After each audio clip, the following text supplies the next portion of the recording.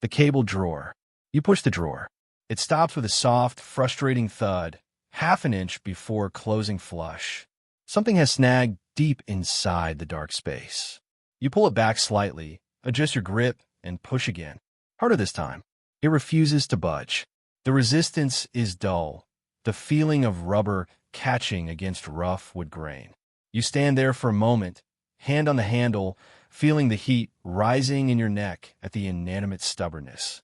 You pull the drawer completely out of the cabinet and set it heavily on the floor.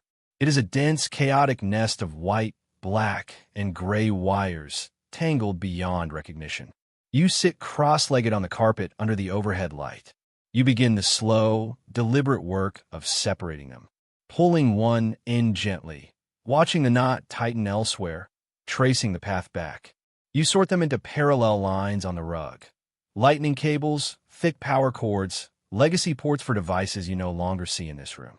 You pick up the longest cable. It is cold to the touch. You find the exact midpoint and pinch it between your thumb and forefinger. You begin wrapping it around 4 flattened fingers of your other hand. You feel the friction of the aged rubber coating against your skin. The loop tightens with each rotation, creating tension. You tuck the metal ends into the final loop, securing the coil. It forms a perfect, dense circle. It holds its shape rigidly on the rug. You repeat this motion. The sound of rubber sliding against skin is the only noise in the room. The wooden bottom of the drawer is cleaned of dust. You place the coiled circles back inside, arranged side by side like archive data. They fit perfectly now. There is measured space between each unit. You look down at the collection. 12 cables, neatly spooled, occupying their designated area. None are plugged into a wall or a device. They are prepared for a connection that is not currently present. The preparation itself is the finished object. You lift the drawer and slide it back into the cabinet tracks.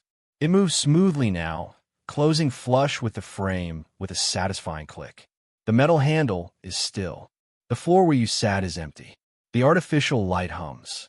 The room contains the silence of stored things, arranged in the dark, staying exactly where they were placed.